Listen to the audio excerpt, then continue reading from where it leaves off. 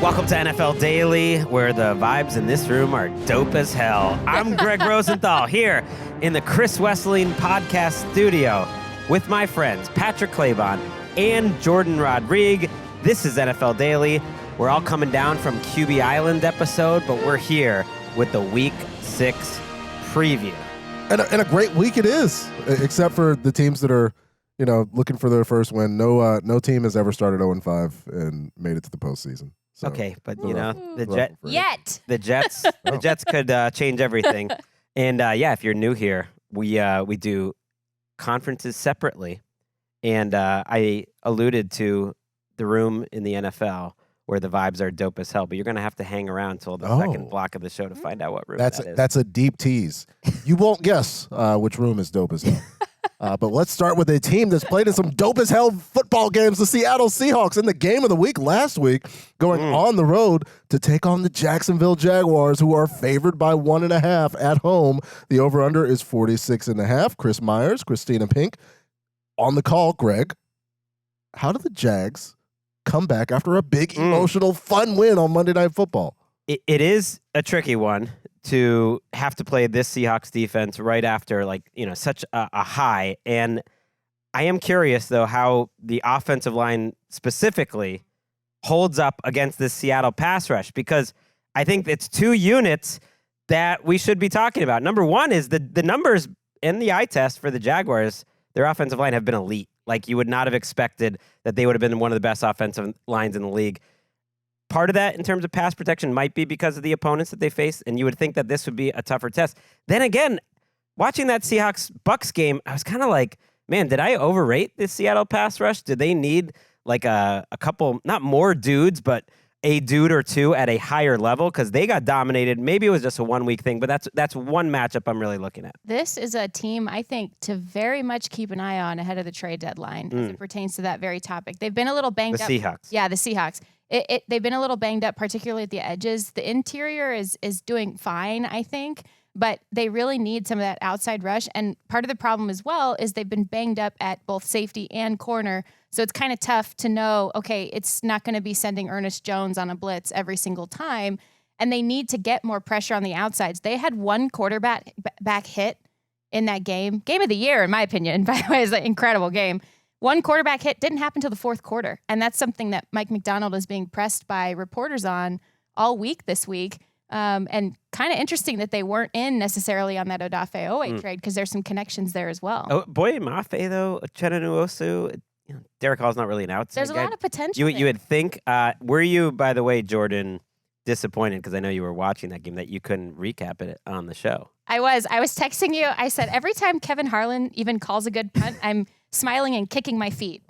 I don't disagree. That might have been game of the year. Incredible. I think you got it. No, those teams going up and down the field. And on Game Day View, when I saw your initial score that you picked, because you had the Bucs defense giving up 30, and I'm like, oh, Greg, that's not going to happen. Both teams did. In fact, like, the points per game allowed for the Seahawks was 16.8 going in to this game, and then Baker and company put up 38, and I'm willing to chalk it up to that being an anomaly.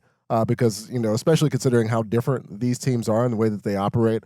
And we got the YOLO version of Trev, where he was running a whole lot on Monday Night Football. You got to see him at his best, like hitting those throws to the outside where he can show off the arm strength there. But I think it works a little bit differently in this matchup, where the Seahawks defense is more than it's more about the sum of the parts than any particular player stepping out and making a big play. I'm excited for it. But I don't think we're going to get the high-flying shootout that we got. I think the availability for the players for the Seahawks makes a big deal, because we skipped it a little bit in last week's preview. It's a big deal that Devin Witherspoon and Julian Love are not on the field for the Seahawks the last couple of games. Those are their best two players in the secondary. And you think, well, Mike McDonald, he can scheme it up. Like, there's a point where the players matter more. Darian Kendrick, Nehemiah Pritchett.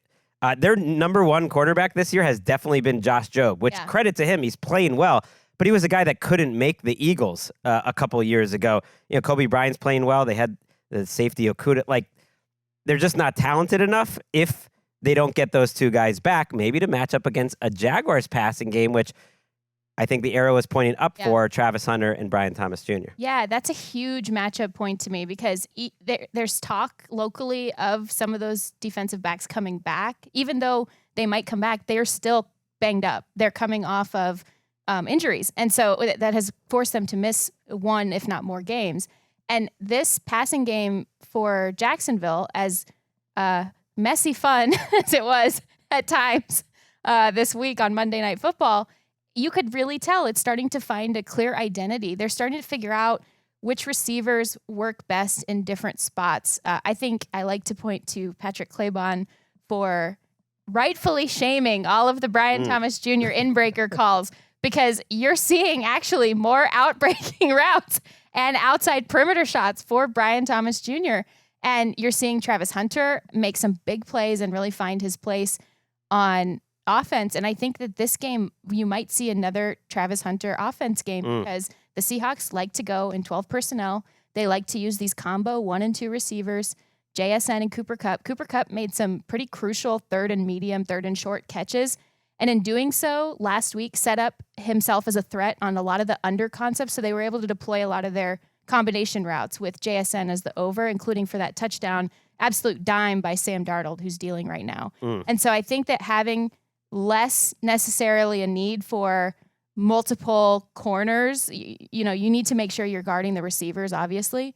But Devin Lloyd in the middle of the field and, some of the safety play they're getting, Jourdan Lewis is really holding it down for them as well. Jacksonville, I don't know that you need Travis Hunter so much on defense this week. You definitely want him on offense to try to attack these banged up corners and safeties. And that's the promise that we all hoped for, was being able to utilize this player and deploy him in the way that you need him for a particular matchup. Because playing every single snap on offense and defense looks to be an impossibility. So why not utilize him in the right way? And there's more targets to go around. When I think it changes the offense a little bit because Brenton Strange was playing so good at tight end in the run and the pass game.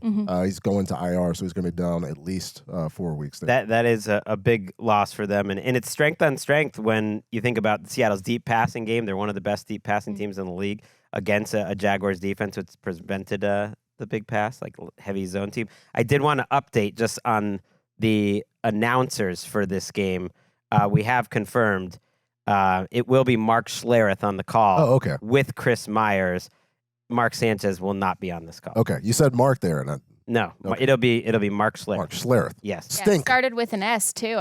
You had me in the first half. I'm not going To our next game, the Los Angeles Rams, rightfully a 7.5-point favorite at the Baltimore Ravens. The over-under is 44.5. Games on Fox. So Kevin Burkhardt, Tom Brady, Aaron Andrews, Tom Rinaldi. Clearly, they picked the team on the call when they thought that this was going to be a fun, exciting game. Jourdan, the Baltimore Ravens are morose. Whew, yeah. I came in, Patrick, and I started talking to you about it, and I was like, this is how the Ravens can beat the Rams. Throw at the corners. And then Patrick very aptly said, Cooper Rush, throw at the corners. Man, Cooper Rush is taking too much heat for last week. Right. He was fine. The rest of this organization that's falling apart. But you're right. That is going to be difficult. Here's the problem. This has been a thing, and this is more, maybe less so about how this game specifically will go, because we understand where the Ravens are struggling right now. And I have no doubt that this Matthew Stafford, Puka Nacua, Devontae Adams, Kyron Williams, whichever tight end Sean McVay feels happiest with this week to throw out there, I have no doubt they're going to score points, right, on this battered defense. However, it's more of a commentary on the Rams have serious problems that they have had since the spring, or questions that they've had since the spring. And to be legitimate down the stretch, especially against the type of blueprint that Kyle Shanahan once again deployed against them in another one of the best games of the season so far, clearly daring the corners to press tighter. The Rams clearly don't trust them to do so and had them back sitting in that deeper zone. And then the patient team can pick and poke, and then Mac Jones was able to take his shots when he could. And they don't trust, without Ahkello Witherspoon, who is one of their better corners who will press. They just don't trust them, clearly. And this has been a question mark since the spring, and it is the way to beat the Rams if you can mitigate the pass. They have good receivers, the Baltimore Ravens. I mean, I saw Zay Flowers put Derek Stingley in the dirt. That play was not replayed enough.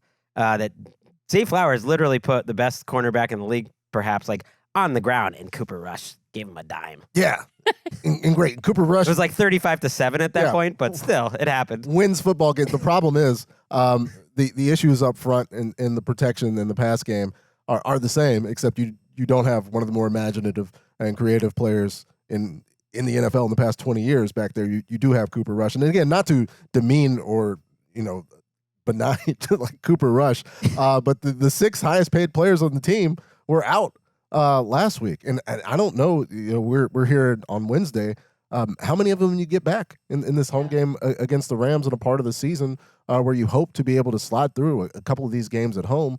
And if you go back and watch like all of the C.J. Stroud touchdowns, he's in a pocket virtually with even more time. He could have thrown the ball twice with some of those pockets that he threw out of. And they made C.J. Stroud look electric on the outside. And Nick Chubb is flying past people in 2025 where they're not just hurt. They're slow. They're slow, and there's some schematic issues as well. It's all bad.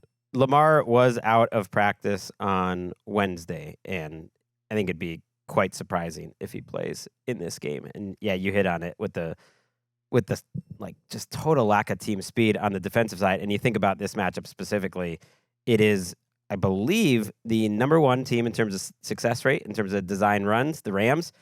Give me some more Blake Corum in this game. Like, I do feel like the Ravens defense at this point is kind of a defense you can just kind of work on some things against. Like they fixed the Texans. And so I think like let's get Ferguson in the mix at tight end. Let's get Corum in the mix. And the Ravens run defense is 27th in the league against the run. Yeah, Kyron Williams, the Rams starting running back, looking to rebound from another fumbling issue that was pretty costly in last week's game. You mentioned fixing some things. This is kind of a sneaky thing to watch for the Rams this week. Justin Dedich has still been starting at left guard, even though Steve Avila is not on the injury report anymore. Now, he was their 2nd-round pick a couple of years ago and has played really, really quality football for them.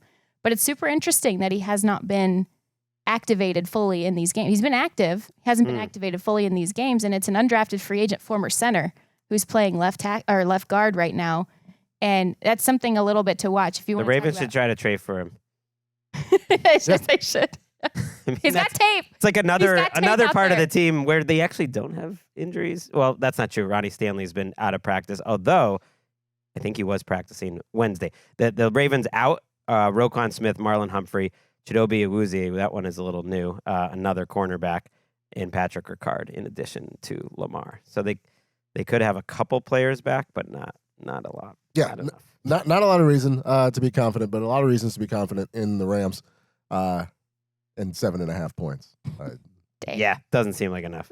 Does not seem like enough. It was not enough. 10.5 for the Detroit Lions against the Cincinnati Bengals last week, and now they're going to go on the road at Kansas City, who are favored by 2.5 points, Greg, in a sign of disrespect to Dan Campbell and Amon-Ra St. Brown, who keeps track of disrespect. It's Sunday Night Football. Mike Tirico, Chris Collinsworth, Melissa Stark, Florio is on the call.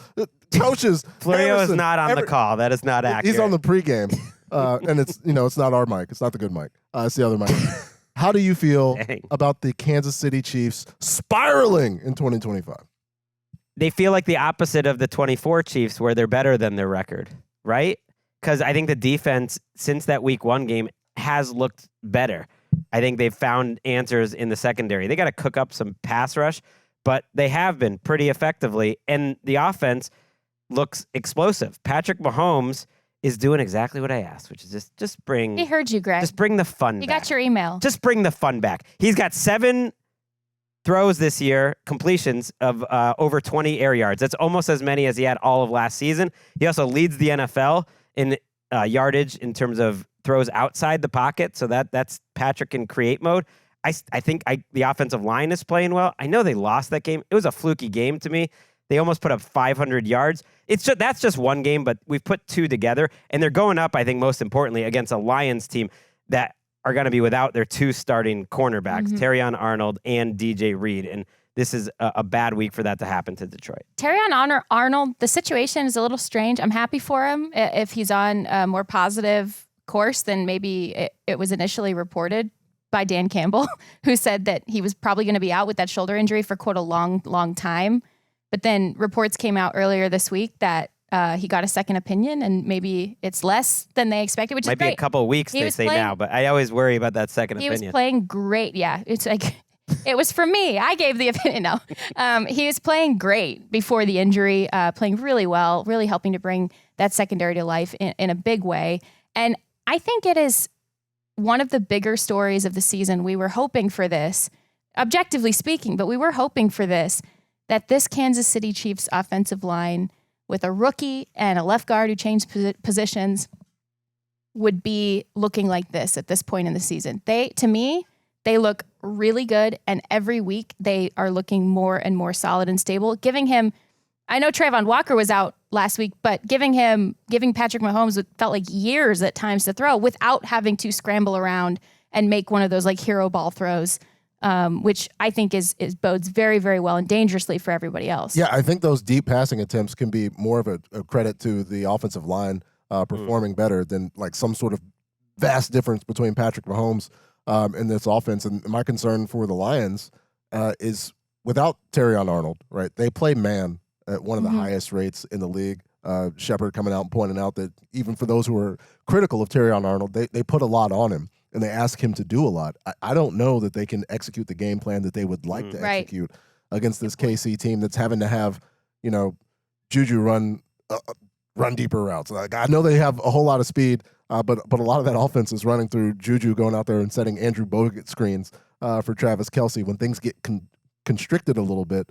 And so, like, you need your guys on defense to go up against the Chiefs here. I may pick the winner of this game based on Taylor Decker's availability because he missed last week, and I know they won that game easy, but Giovanni Manu, who has always been on my radar because he was a guy that the Lions gave up multiple mid-round picks to trade up for that was like a CFL guy, had barely ever played football, and it was definitely a moment of Brad Holmes feeling himself, just like, I'm going to give up 2 picks for this guy that, not that familiar with, and it's taken him a little bit while. He finally got his first start in terms of Taylor Decker was out last week. And I know PFF isn't perfect, but his PFF pass blocking grade is not old enough to vote. It was rough, like what was happening in that game. And then you think about, him against this Chiefs defense would send pressure and just confuse what a left tackle has to do. And maybe this Lions offense won't, hum as well in a tougher matchup if Decker is off the field. It's always hard to be the one guy who stands out that way. Yes. The rest of the group looked great against Cincinnati. Yes. Well, yeah. Against Cincinnati, yeah. Right. I mean, all year they have, really. I mean, it's this. I think we're going to get another fun one, and I'm excited for that, especially because it's the prime time. We've been getting some really fun ones in the late witching hour, not the early chaos window. And I think this is going to be another fun one because I just can't see Kansas City like letting this happen to them. Honestly, because it's the Lions. Yeah, Just because it's a well, no, football. the Lions are so smothering and incredible. They're the best team in football right now. But and I'm probably going to curse them sorry in advance because I do that. Apparently, it's me. I'm sorry. But I really don't. I can't see. I mean, Patrick Mahomes, especially with some of the weirdness that tilted that game the way that it did for the Chiefs last week, and then the ultimate gut punch of the shot of Chris Jones. Just kind of watching Trevor Lawrence stumble, bumble, tumble, hair flowing into the end zone. I mean, it obviously you don't think the play is still going and all of that, but it's just objectively watching It's a short week too for them. Yeah, So it's you're little angry. bit of an advantage. You're mad as hell. And also, but you could say the universe evening things out because Bolton makes the stop on the Trevor Lawrence Breeze sneak trying to go over the top a fraction of an inch before.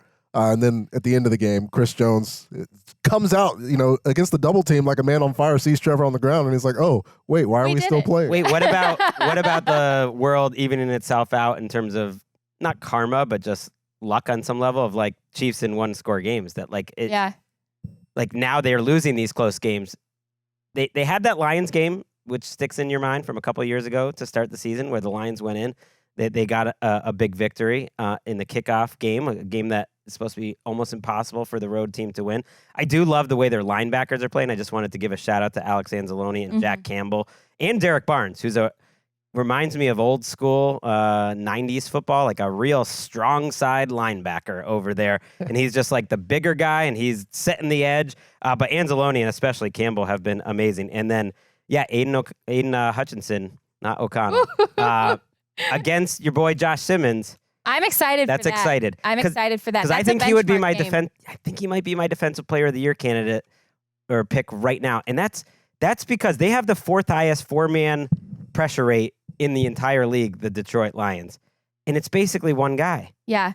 I mean, without him, I just feel like it all falls apart. And I think, right, because for Hutchinson, he can go and watch all of the chips and the double protection scheme that Josh Hines-Allen had to deal with on Monday night. I think it's going to be a very similar way that the Chiefs approach him coming up on Sunday. I am really looking forward to this. The NBC, schedule gods, they've done it again. Looking forward to it. Let's take a quick break. On the other side, we will talk about two teams, which I saw in person play American football, like with my eyes over the last couple of weeks.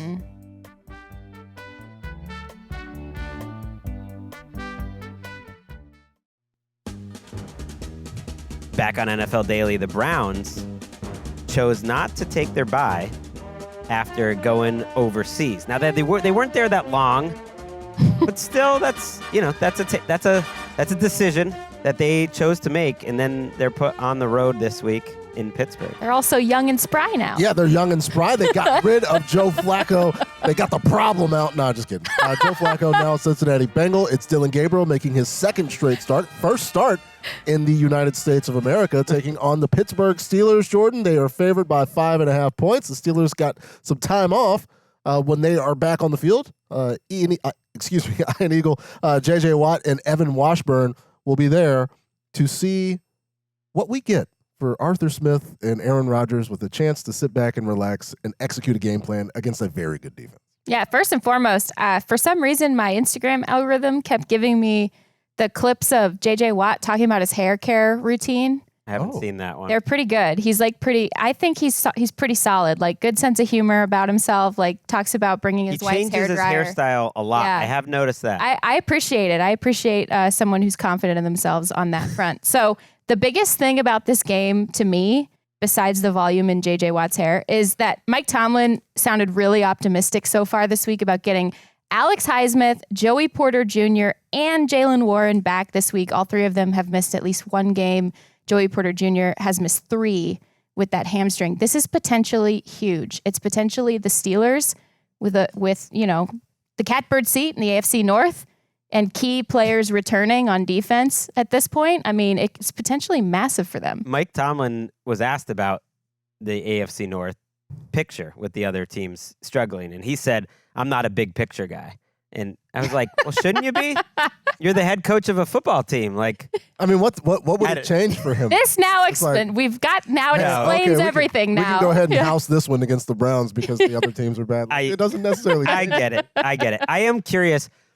You guys watched that game, on television, and being there, Flex. I was really You poors, you peasants watched it on your screen. I was there. Because you see different things if you're home. You see a lot of extra things if you're home, and then you see other extra things if you're there. But I felt like all we talked about on our broadcast was Darnell Washington in that game, and I really did think their personnel choices in that game led almost directly to how effective they were. They dominated Minnesota up front, and Washington was a huge part of that. They essentially benched Jonnu and Freiermuth, although they played it like a heavy personnel the whole time. And man, that offensive line playing that well, it was just 1 week, but they were moving people. And what a great matchup this is. When the Steelers have the ball, like I think we can see if that's real, if that's a 1-game offensive improvement. Was that just a 1-week game plan? Because this is as tough of a matchup, Patrick,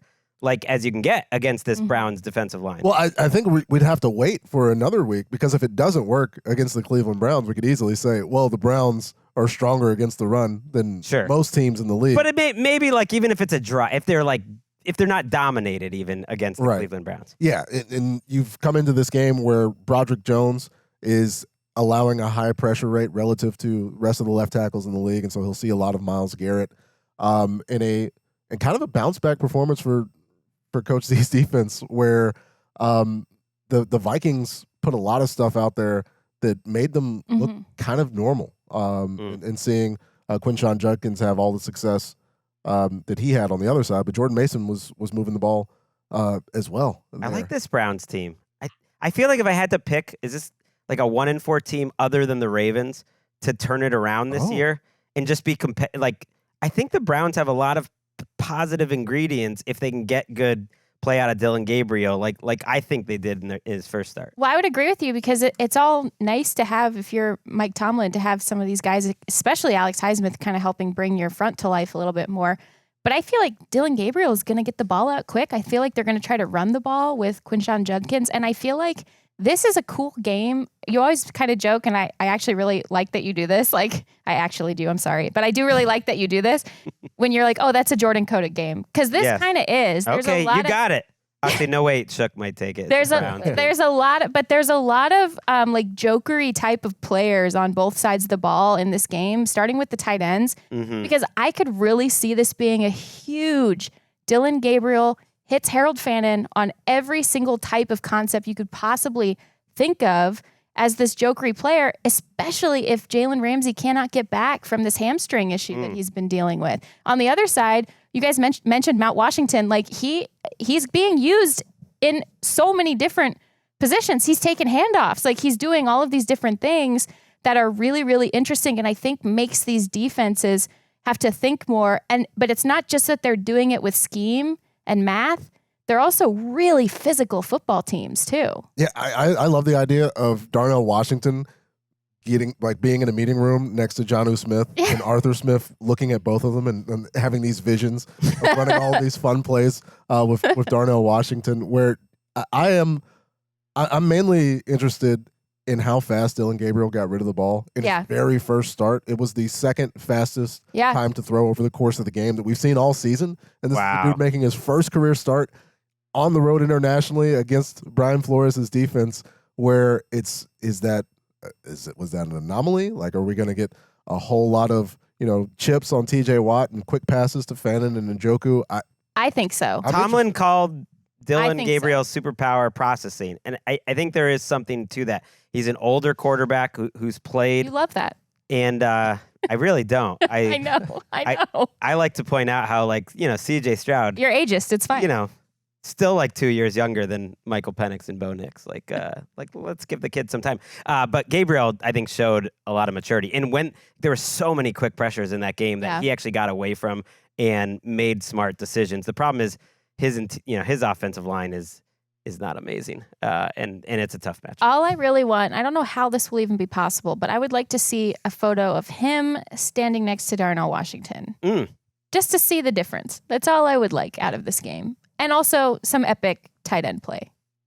I think you're gonna get it. I think we're gonna get it. Yeah. The picture might be. I'm trying to think. Okay, if I go 1 for 2, I'm good. If we can maneuver some college shenanigans to get Darnell Washington in that picture. I'm all about it. Shenanigans aplenty for the Arizona Cardinals last week. Yeah. And it's no easy bounce back opportunity. They are on the road at the Indianapolis Colts, who are favored by 6.5 points. The over/under is 47.5. Kevin Kugler, Moose Johnston, and Allison Williams on the call. Greg, how do the Cardinals bounce back from what was the biggest donation of 2025? I think it will tell us a lot about how this season is going to go. They've been very underwhelming.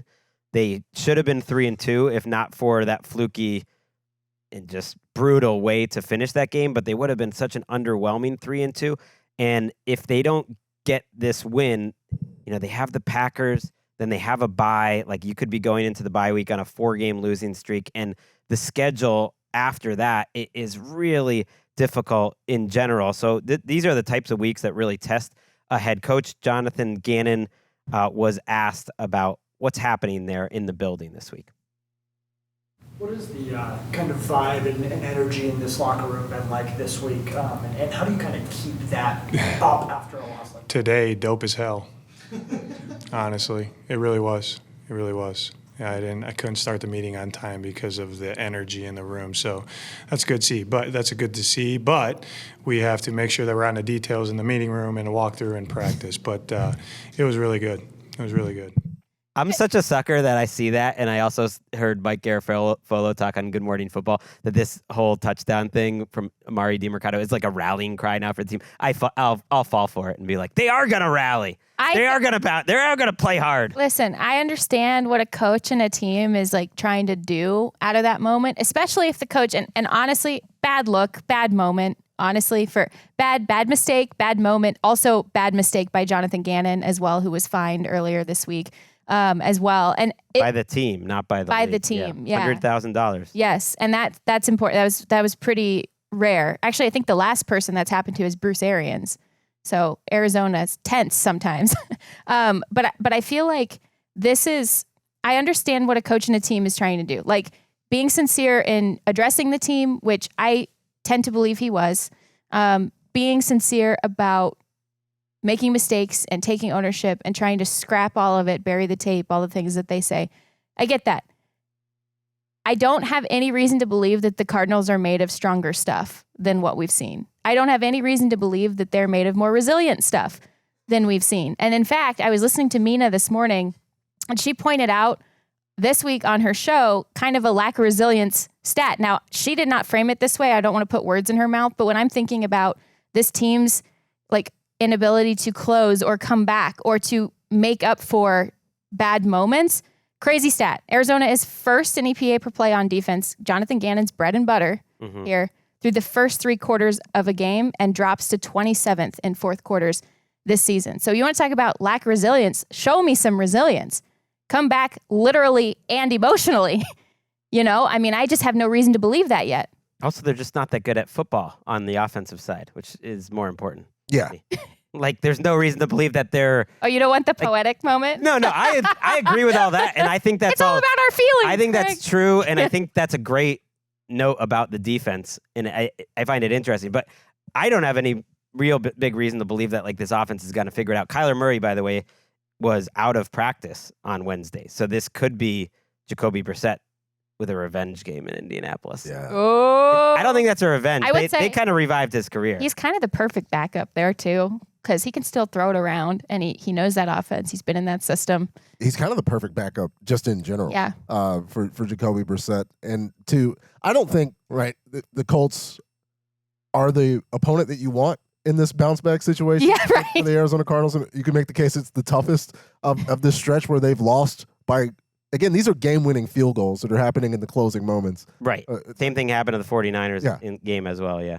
And so it's not like they're out of these games, but I think we can get the best version of the Arizona Cardinals, and they can still lose this particular game. And so, like, I don't, not to bury the team, but it's just the schedule sometimes determines these things, and this is a doozy for him. Jermaine Pratt was signed today by the Indianapolis Colts, so a reunion with Lou Anarumo. He had played like almost every snap of the Raiders' first 4 games, and then wasn't active, and then was cut. I'm not sure what happened there. I do want to mention just how good Josh Downs looked last week, and it was a reminder, man, they just have so many receivers. They have 6 receivers over 133 yards last week. They benched A.D. Mitchell last week, which I thought was a little harsh, until I watched Ashton Dulin look like one of the best receivers on the team when like he suddenly got some run. And there was like a third and 12 play to Dimes, which I think really encapsulated it, where they sent a perfect blitz, the Raiders did, on him last week, and he just saw it very calmly, like hit Downs, who made a play after the catch to pick up the first down, and Daniel Jones just took a shot, and he stood in there and he delivered, and Downs then made a play, and that's what I think with this team. Like, he's not taking any sacks. He's taken 4 sacks all season long, and they just have answers whenever opposing teams like the Cardinals, who are a tough matchup, give you tough questions. Well, I think it also speaks to how complete the team is, that their receivers and the quarterback have numbers like that, and still Jonathan Taylor's leading the NFL in rushing. And I know we talk about the Daniel Jones-assance a lot, and we should, and stoked for him, but the Taylor-assance is also happening. Yes. And yes, Daniel Jones did make it onto QB Island yesterday. I know that the world was a little worried we might forget about Danny Dimes over there. We would never.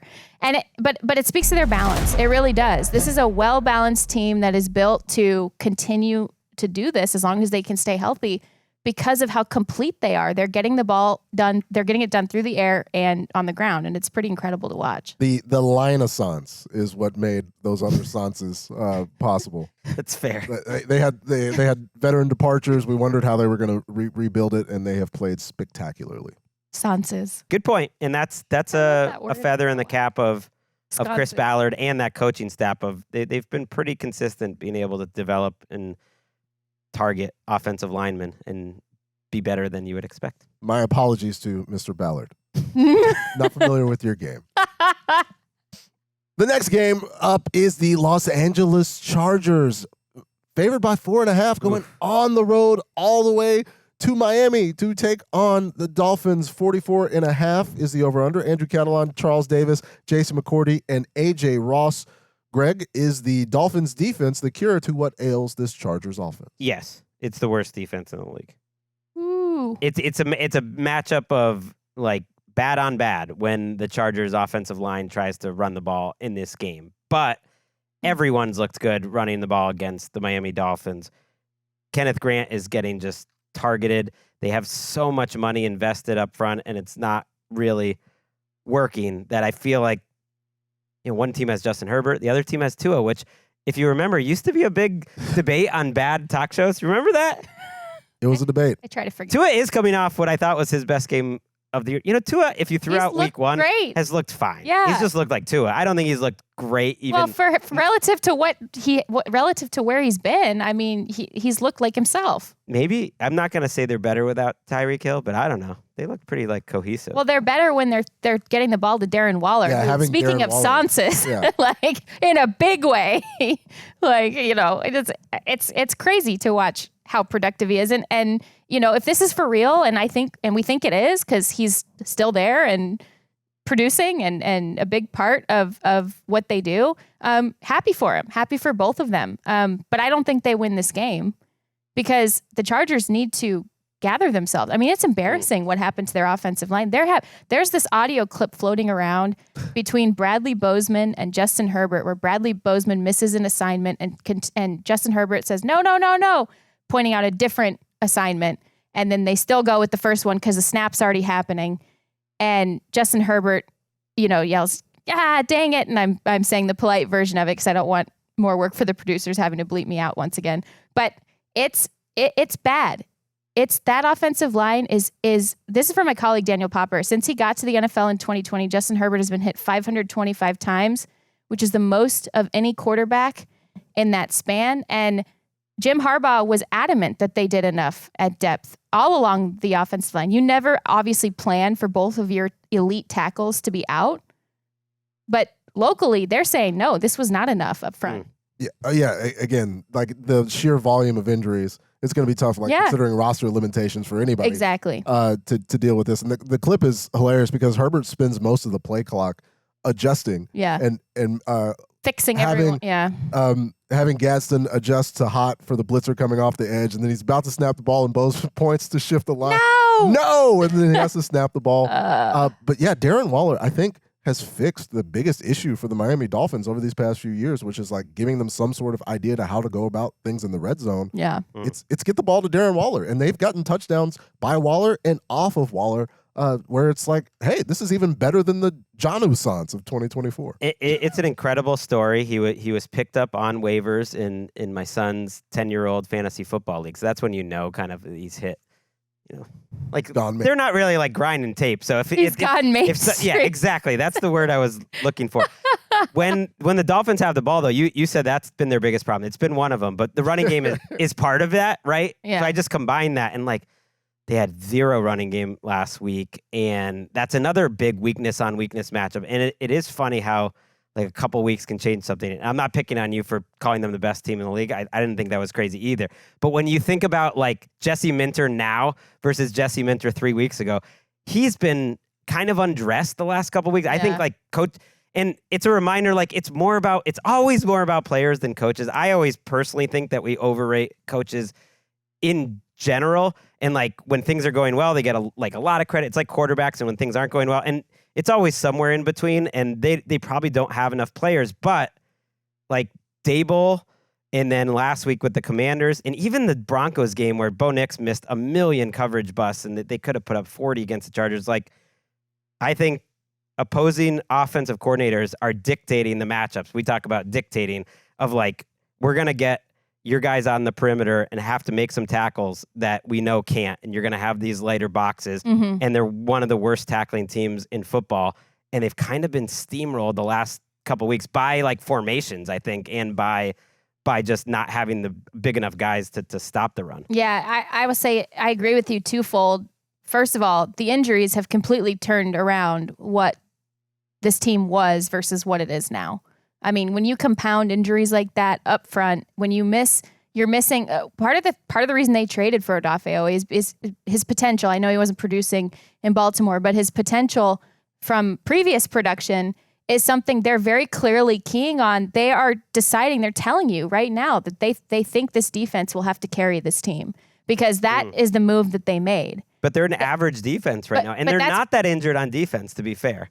But that's what I'm saying or trying to say is missing Khalil Mack completely changes what front structures Jesse Minter wants to play with. It completely changes how you can attack them, just like you said, not just up front, but along the perimeter, because it's a ripple effect of every single player who lines up behind that front.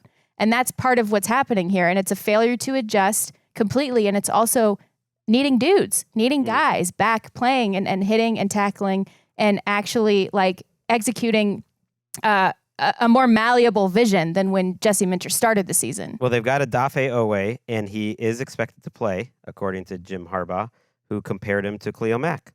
That he's a lot like him, direct rusher, but has speed, has depth. I get what he means. He's just saying that he's that type of player. Like the skill set it's what they need, is similar, and that he can definitely help stopping the run. But look, we talked on this podcast coming into the season. We thought pass rush depth was one of the biggest problems on this team because I think counting on Khalil Mack to be a guy that just carries you in the year 2025 is too much. And you could see that they didn't have enough players behind him. That said, they could right the ship here and just get to 4-2. Just win a game while you're banged up. Let's take a break. And on the other side, we're going to get to the international game this week.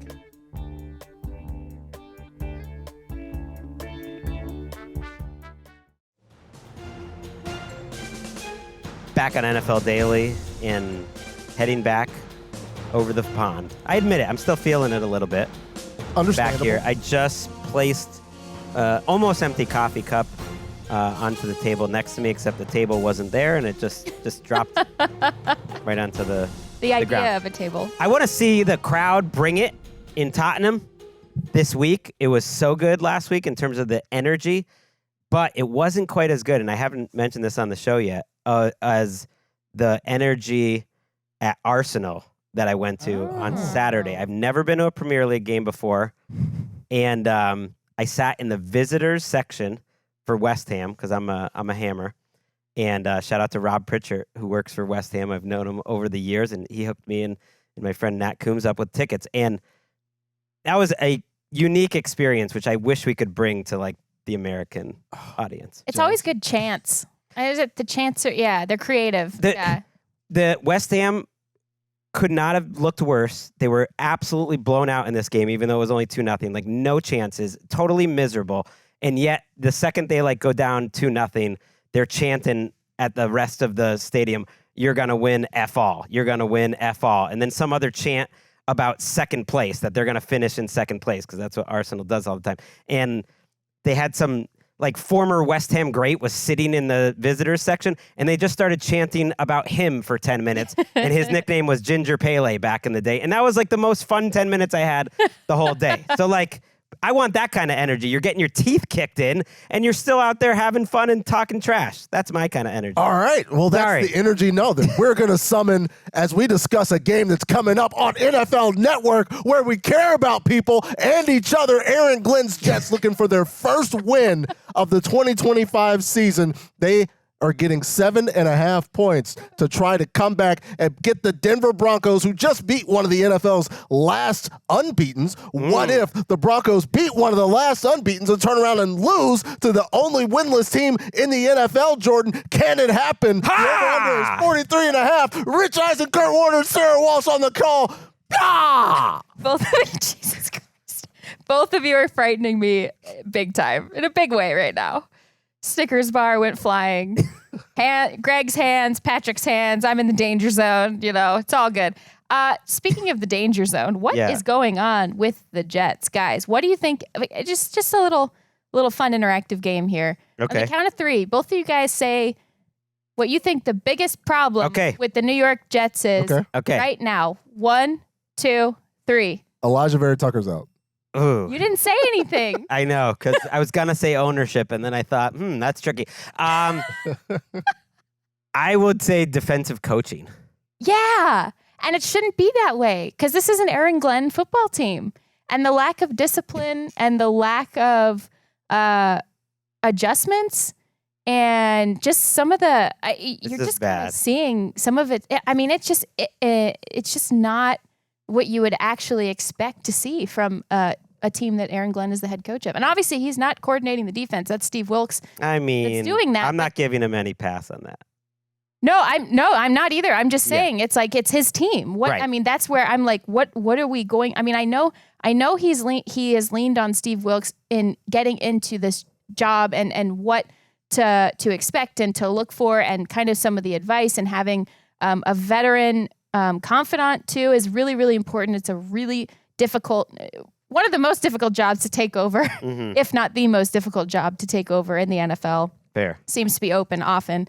And it's just like, but this is not working. The defense is not working. I just said how we tend to overrate coaching, so maybe I just did it too by making that like the number one thing because they have some guys that just shouldn't be on the field. It can be both. It's fine. Tyler Barron, this defensive end, I was like Jamie and Sherwood had another game where he was just lost last week. Michael Clemens has lowlights week after week. They got Mauaga at another linebacker spot was just getting picked on. Granted, it's a tough matchup against the Cowboys, but it's going to be a tough matchup against the Broncos and a lot of their opponents. Yeah, I mean, they're not going to have an easy matchup considering the relative talent disparity all over the place for the Jets. And they've been in a couple of these games. And it's one of those situations where even when the scheme looks great and the players, 10 of them execute, there's one guy that'll either put the ball on the turf, miss a block, have a blown assignment. It's just like there's one of these situations where when you're bad, bad things happen. But they end up getting close in these games or closer at the end. But I think Red have not scored a touchdown in the first half of any game since week 1. So like an offensive touchdown. So they were a yard away. I know. And the running game kills me. The thing that's crazy is the running game is good. Yes. So if you're going to make a case for this game being surprising, close in the fourth quarter, it's that they have been pretty effective dictating with the running game. And if there is a way to attack this Broncos defense, you definitely want to do it on the ground versus passing. So maybe they can have these long drives that actually finish in a touchdown occasionally instead of it just tends to be like these 8-minute drives that end with 3 points and then their defense gives up like a huge play right away and it's like, okay, great. Yeah, it's tough because they can't count on their defense and also they can't come back from an early self-inflicted mistake. And that's what has happened with this team. Everything changed when Braylon Allen fumbled the ball. Like the Jets look like one of the most interesting physical running teams and looked that opening scripted drive a couple games ago, like it was everything that they wanted to be, and then they make a mistake and the ripple effect they cannot get out of. Same thing happened against the Cowboys. Yeah. Every opening script looks good and then they always either fumble it or end up with 3. They can't sidestep the wake of the mistakes that they make. And I think that is a culture thing. That is a mental thing. That is something that a team builds over time by getting through those types of things, by adjusting and understanding you have to overcome certain things that you do to yourself during the game, not even so much the opponent. And that's what I think this issue is. I don't know that the Broncos will be forgiving at all against those types of mistakes. Now, I do think Bo Nix will make his share of mistakes. He's been not as consistent as they need him to be. And he's played better week over week, especially later in games, but he's made some mistakes. Can we get one normal, steady Bo Nix game? Yeah. Just one. Let's get there. Yeah. Hasn't just happened. Be you, Bo. Don't try to be Matthew Stafford. Don't try to be CJ Stroud. Like, just play your game. Take what's being presented to you. you know. I think the Broncos fans would feel like it was a waste to get the solid Bo Nix game to be this international game against the Jets. Yeah, but you got to start. I know Broncos fans will defend him, and it hasn't been that bad. He's good in terms of like his eyes are good. He makes good decisions. He just misses a lot. Like he is, and I think. Yeah, I don't think he's a bad player. I think everything's right, and then the ball comes out of his hand, and sometimes, and you're just like, oh no, just off, just a little off here and there. I think this indicates kind of what PFF values and doesn't, but like he is still one of the lowest graded quarterbacks. He's below Geno. He's below Flacco. Like. Because I think he's just missed so many times and he hasn't made up for it with like great plays, but he has had like the turnover worthy plays. So this is it. They're going to get a solid Bo game. I do want to note the Jets are significantly better on offense this year than they were last year. Yeah. The majority of the Jets' problems, Yes. as you pointed out, are on the defensive side of the ball. And special teams. They might have the worst special teams in the league. Which like they have they're on their like fourth kick returner. Yikes. We do get Garrett Wilson versus Patrick Surtain. That's like I love that. And I also think you saw it a couple weeks ago, Sean Payton really making an effort to get J.K. Dobbins going, got him to that 100 mark. He was at 79 yards last game rushing. You could see Sean Payton wants another 100 yards rushing performance out of a single running back versus a committee. I think this is a game you do it. I mean, the Jets cannot stop anything. And also lingering heat from the preseason Jets-Broncos discussion from a couple of years ago. The parties involved. Oh, my God, I forgot about that. The parties involved in Florham Park are no longer there, but Sean Payton remembers. He really does. He remembers everything. So he had the man holds a grudge. Broncos bus drive through Broad Street just so they could rub it into the Eagles fans after beating them. It's amazing. What a move. I kind of love that. I do too. A team that would like to take some fun bus rides. The Vegas Raiders did it a couple of years ago. The Tennessee Titans at Las Vegas, where the Raiders are favored by 4.5 points. Gross. Kenny Albert, Jonathan Vilma, and Megan Olivey on the call. As Greg, we want Geno to stop throwing the ball to the other team. This would be a good game to do that. The Titans' defense has quietly been disappointing, I think, in its own right. Like the offense is obviously the bigger issue, but other than Jeffrey Simmons, who on another team might be a defensive player of the year candidate and would be an amazing trade candidate, like I think he could be up for grabs. It's not a good defense. I do think about that block kick at the end of the Bears-Raiders game, though. Like this early in the season, those like one-play games matter so much more. We would feel so differently about the Bears, at least, at 1-3 if the Raiders just hadn't had that kick block. And if you were the Raiders coming into this game, you probably wouldn't think that you were some great team, but you'd be favored to get to 3-3 on the season if not for that one block kick. But that would probably be hiding the problems underneath this team, which is a really bad defense and missing their best offensive player this season, which we really haven't mentioned that much on this show. Missing Colton Miller to me was kind of the death knell for this Raiders team. Like when he went out, I think like the hope of it getting a ton better kind of went with him. I was like, Brock Bowers, we have talked a lot. No, you said best offensive player, and I was this like, year, whoa, Colton Miller, yeah. Colton Miller was playing like lights out this year, and Brock Bowers hasn't been healthy. No. And I just think it's a cascading effect that I had just failed to mention, and I wanted to there with Colton Miller. One thing that could be helpful to them, it looks like per local reports, Michael Mayer is cleared from the concussion protocol, so that's good news.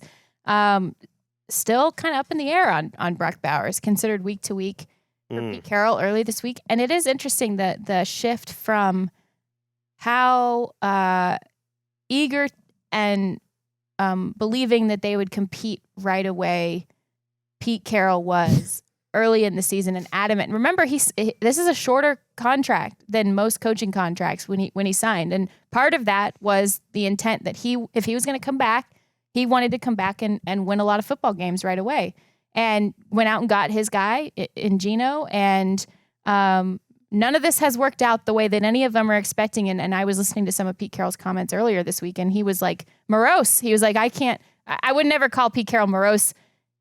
Maybe his floor is like mildly disappointed. He's such a positive guy. But morose Pete Carroll is bad news. Yeah. We kind of fell for it in this offseason. Like we were buying what they were selling. Yeah, and I do believe that they have a good core in place. Like, I think that these guys will know how to build a team. I think that they made moves that on paper look like they should really work out. You really are, in terms of the roster. Like, who among us, none of us were expecting this to happen to Geno Smith. None of us are expecting Brock Bowers to be dealing with some of this stuff. And injuries happen every year to every team. But in combination, we're not expecting this offense to look like this. Yeah, we're kind of expecting this offensive line to be. We went into the season, though, saying this was the least talented defense in the league. So that was their choice. And Pete Carroll. And it also when was the last their time choice Pete not Carroll, to be fair, was a difference maker as a defensive coach or a head coach? Well, I thought been a minute. Patrick Graham would have a really positive influence on what Pete You're making a Carroll face. would do. No, it's just. I mean, he's got a losing record over the last 5 years. I'm just saying. That's like a. hard at Pete. He's already having a bad week, Greg. I'm not coming hard at him, but I don't think he's shown to be a difference maker for a minute. It's certainly not on defense. Well, that's why you go out and you get a difference maker, the former Ohio State offensive coordinator, to come in and really turn things around. But I honestly think I was waiting for it. we've well, if we're taking shots at people, why not? You mean you're chipping away a little bit? Hey. Bit by bit. Jackson Powers Johnson giving up 4 pressures against the Colts. Like the Colts front looked incredible, and they've been solid all year. But Parham, Forsyth, like the Raiders have significant issues up front because we talk a lot about in the run game, and I know Geno's leading the league in interceptions. He's playing poorly.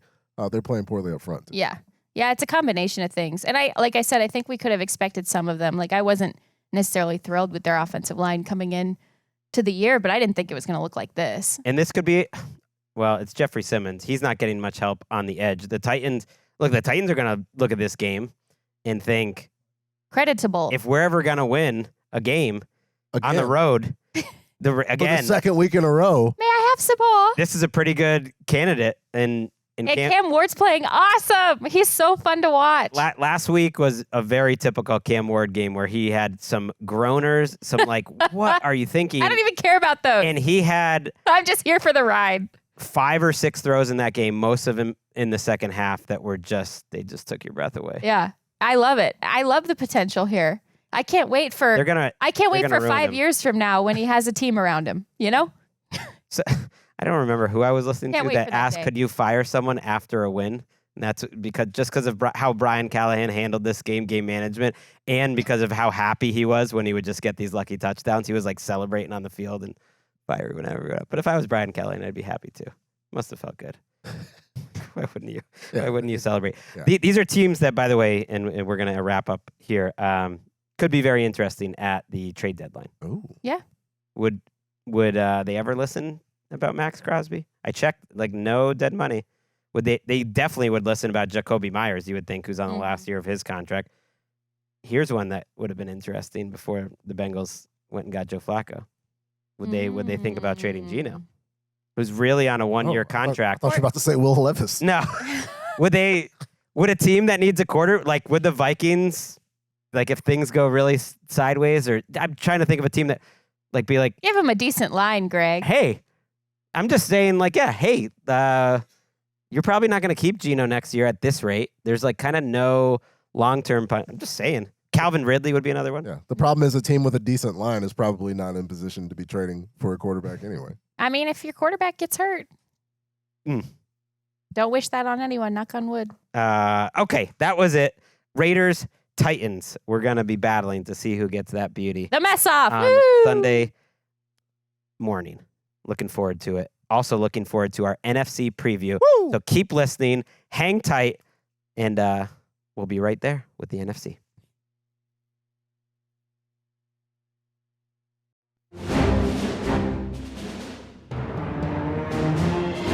Welcome back to NFL Daily, where the passage of time is really just always on my mind, but especially when Joe Flacco is traded to the Bengals. And I think back and think it's weird that same Joe Flacco that I watched in the Superdome have one of the best halves of football I've ever seen any quarterback in any game have. It's the same guy. Like, that same Joe Flacco is now the quarterback of this, and it doesn't seem like it's the same guy to me. No, but here we are. in 2025. I don't know if that's a take or what. No, it's not a take. Like Joe Flacco was red hot.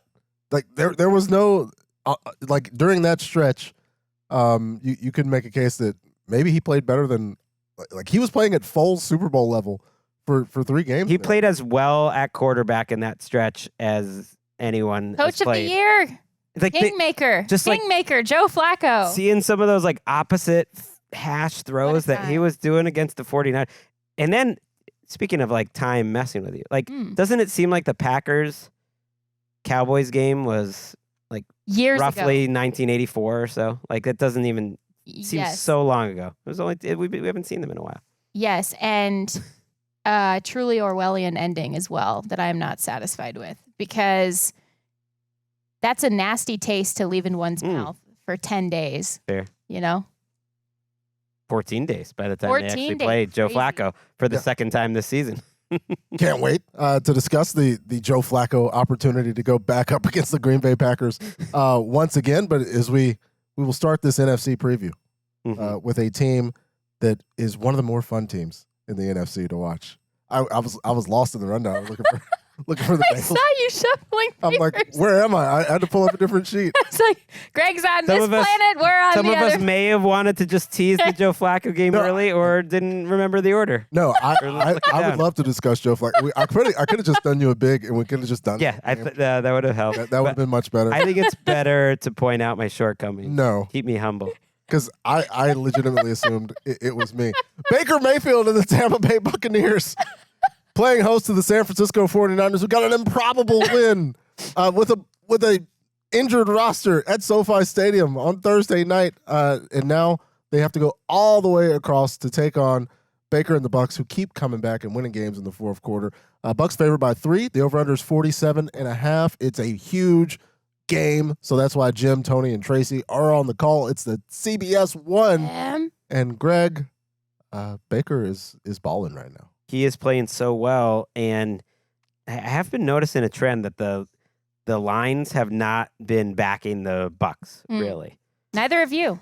No, because I think I think it's the same sort of logic that like if you add it all up, like actually they've looked like more of a average team that's getting like a little bit of luck at the end of these games, and obviously the injuries are so big. And yet I do feel differently about them now than I did before, because the whole thing of like their offense is so banged up and this and that, it's like it's really not that true anymore. Tristan Wirfs is back, and Tristan Wirfs is the best player on their offense, and they look completely different with Tristan Wirfs at left tackle and Graham Barton at center. And yeah, you miss Mike Evans, but they have, and you miss Bucky Irving too, but they have more than enough offensive weapons, and the biggest one of them I think is Tristan Wirfs. So there's a lot to like really like about this team rounding into shape on offense. Him being back, and yes, to your point, Graham Barton at center is actually having also a positive effect way the hell over on the other side of the offensive line, where it's Heck and Haggard not looking Heck and Haggard, like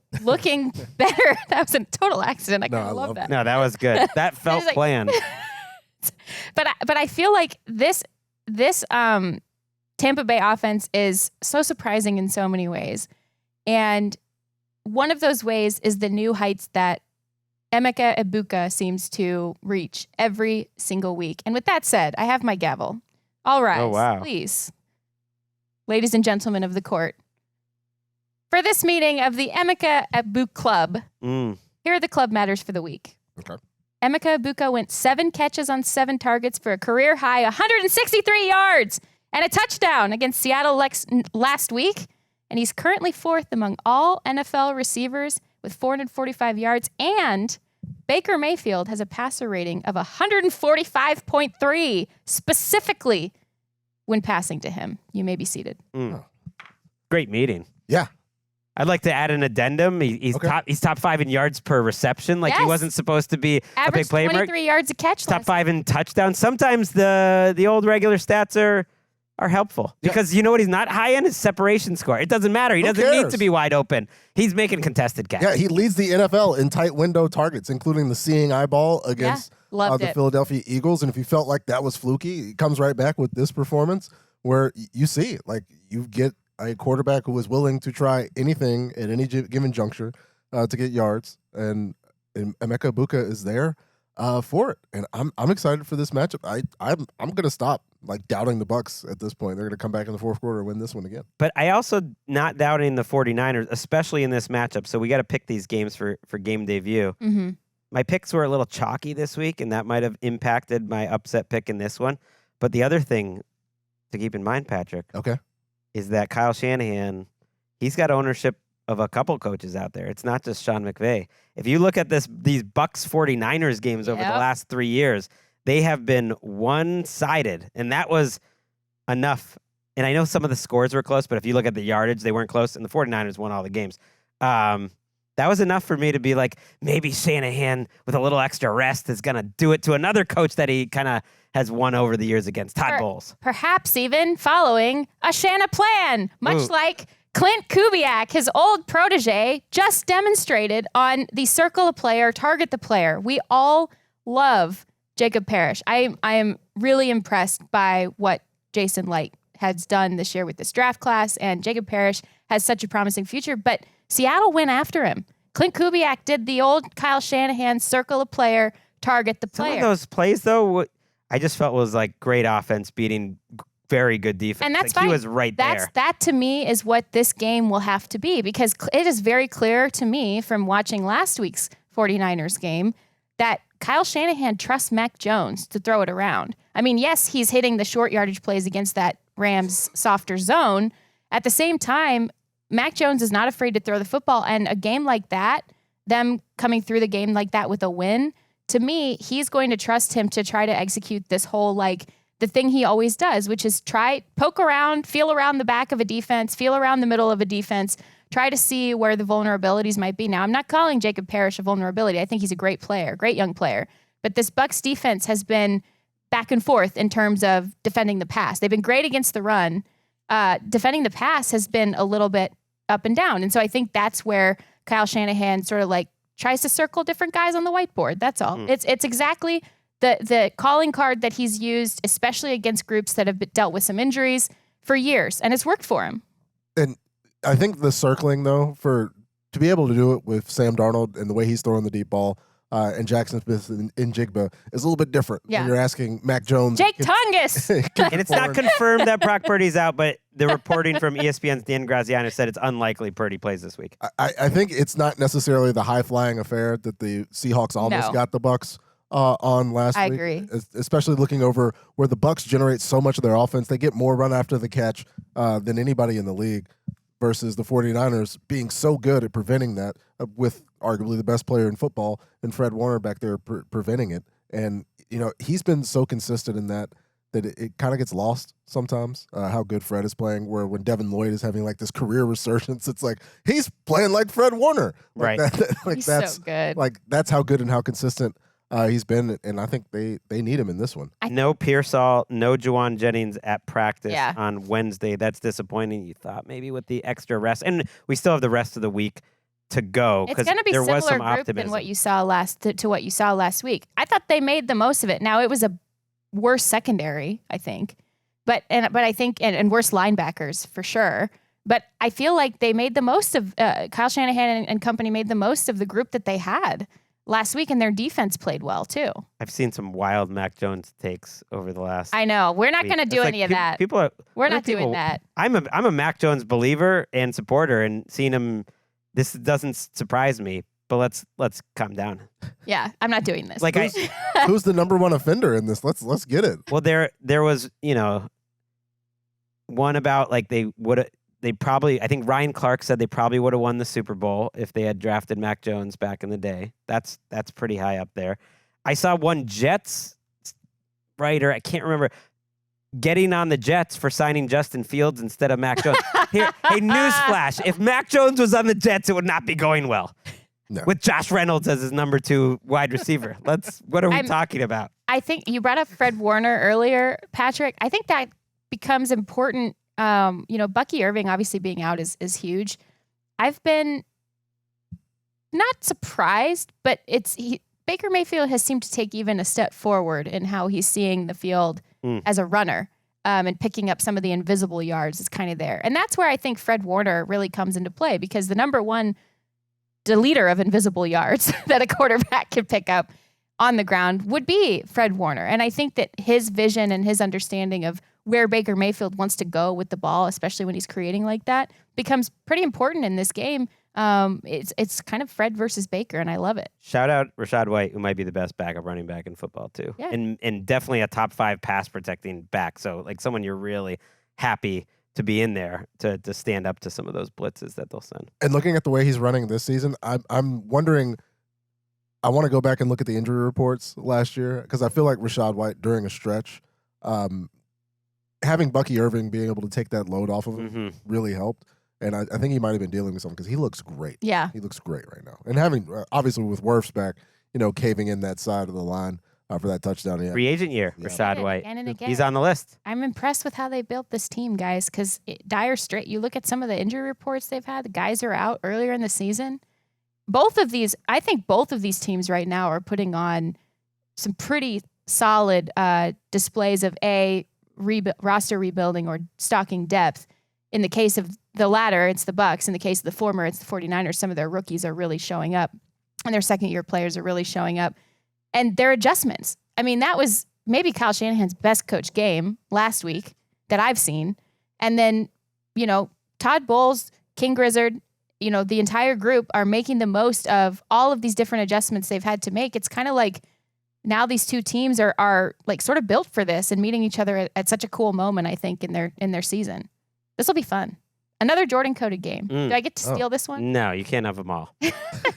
Maybe, but not. You wouldn't get this and the Jags game. We'll talk. Yeah. Talk. Two teams We'll with negotiate. balanced constructions on both sides of the ball to a game where the constructions are very, very lopsided, favoring the offenses. The Dallas Cowboys, 3.5-point favorites at the Carolina Panthers. The over-under is 49.5. Adam Amin, Greg Olson, and Pam Oliver there to see two teams, Jourdan, presumably go up and down the field over and over again against these defenses.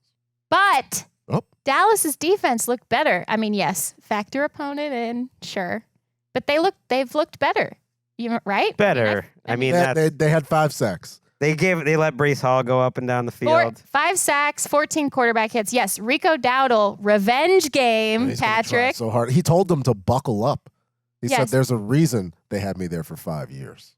Yes, Ooh. I love it. Spicy. Would And you he rather have Rico Dowdle or Javonte Well, Williams? Javonte Williams is number 3 in the league in rushing yards right now, and it's one of the best success rate overall rushing You didn't- attacks. What's the answer? What's your answer? Who would you Javonte rather? Williams right now? Javonte Williams.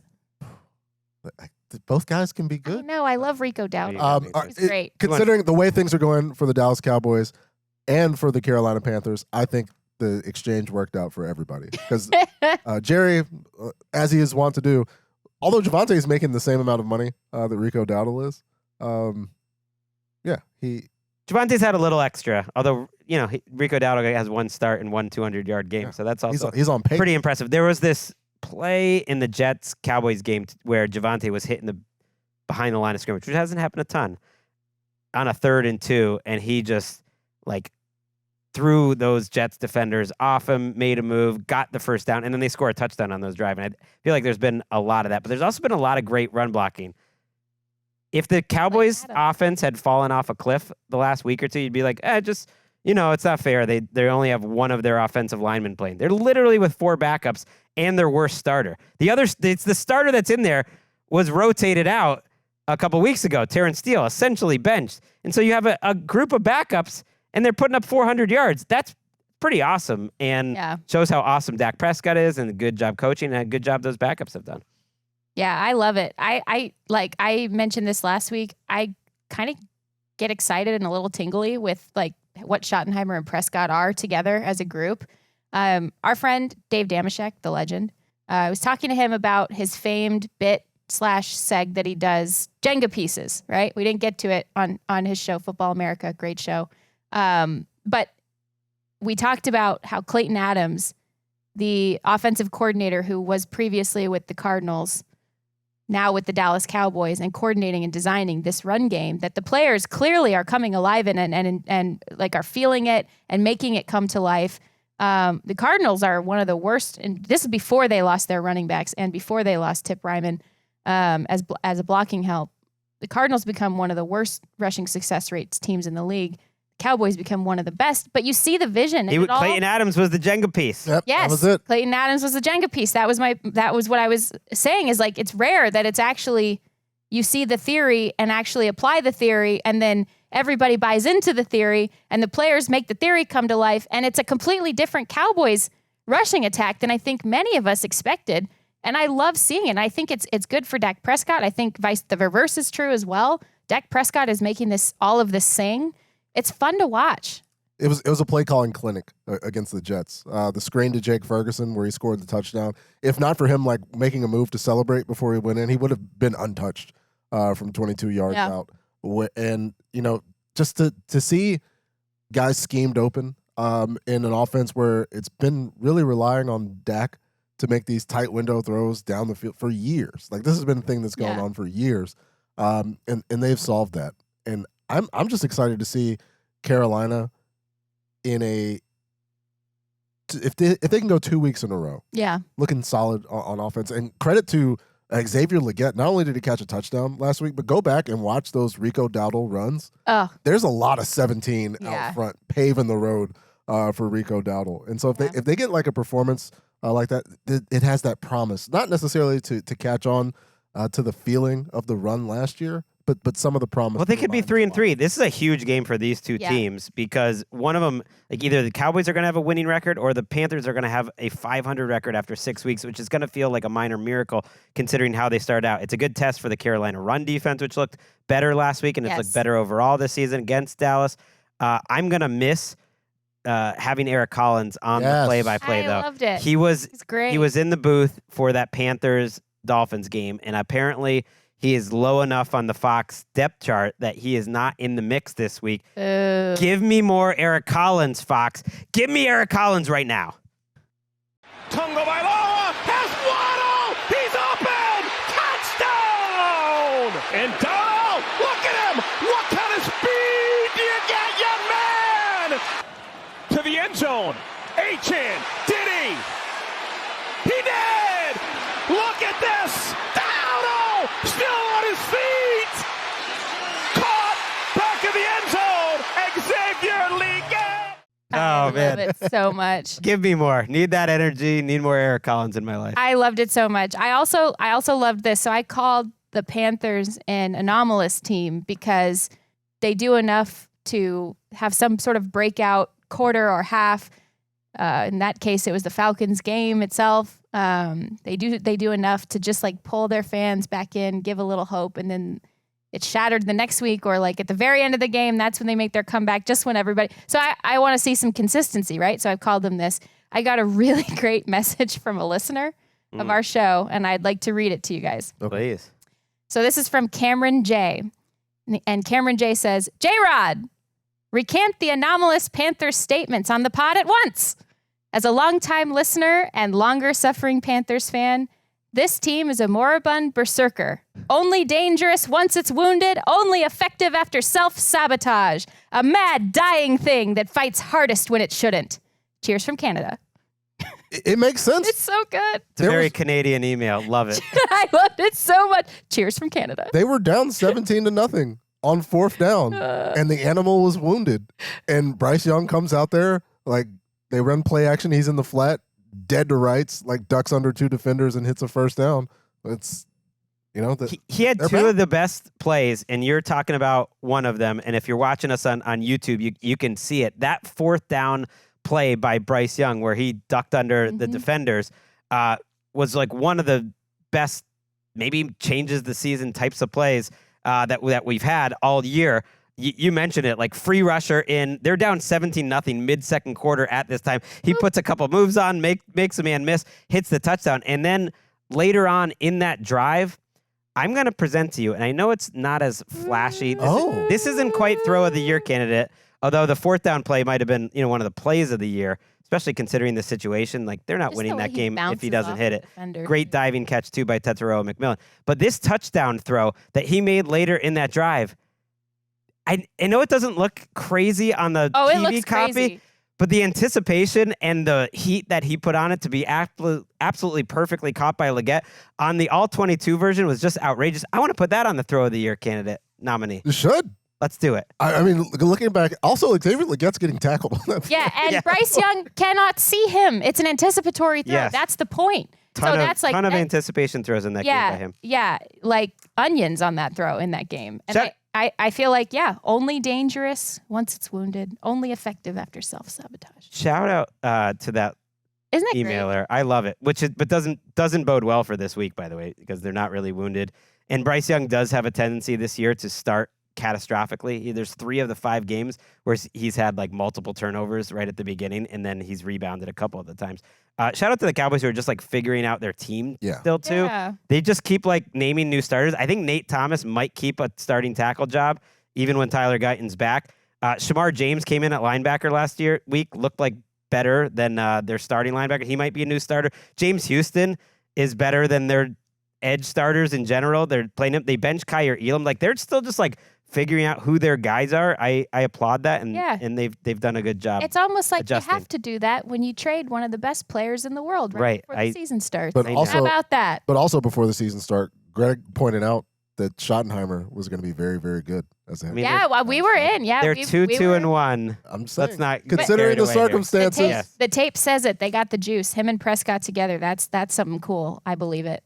No Ben Johnson on tape last week as the Chicago Bears were on a bye, but they're back on Monday Night Football. The number 1 overall pick a couple of years ago, taking on the number 2 overall pick and Rookie of the Year. They are at the Washington Commanders, who are favored by 4.5. The over-under is 50.5. Joe Buck, Troy Aikman, Lisa Salters, and Laura Rutledge on the call as it was fun last year.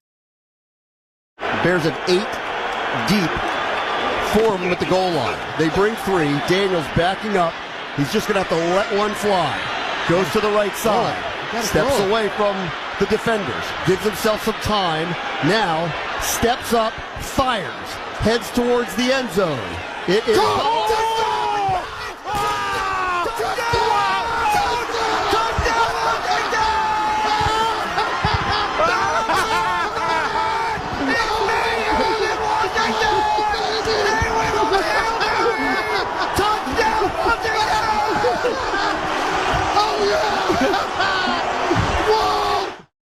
This is why Nothing. watching that, what an amazing moment. Of course, Bram Weinstein in London Fletcher. I remember where I was, watching. Like that's just one of those plays. But it's why I joked to Hytham, our producer, Patrick, on Game Day View, where we have to pick every game, that we need to get this show canceled because picking these games is ruining my life. I remember watching that in the moment and being somewhat annoyed because I had picked the Bears. It happens every week. Can't stay in the moment. I You know. make picks. I know, that's what I like. Hate to see it. It's terrible. I've changed picks just because I would have been alone and by myself. Yeah. And it's like, well, why don't I just go ahead and go back with Greg and Cynthia just so I can sit back and enjoy the game. That's true. Then you don't really care who wins or loses. It's just like absolutely stupid. I'm really excited. And I think the primetime schedule this week is awesome. The Sunday schedule is not as good. The Sunday morning and afternoon, maybe the weakest one that we've had. But the primetime, I feel like this game is happening at the perfect time to learn a little bit more about these two teams. Yeah, I agree. And Chicago potentially making some significant changes coming out of its bye week. They are potentially going to have a new left tackle. The Canadian! Speaking of, there's like Canadian theme in this NFC podcast a little bit. Theo Benedette. Is it Benedette? Benedet.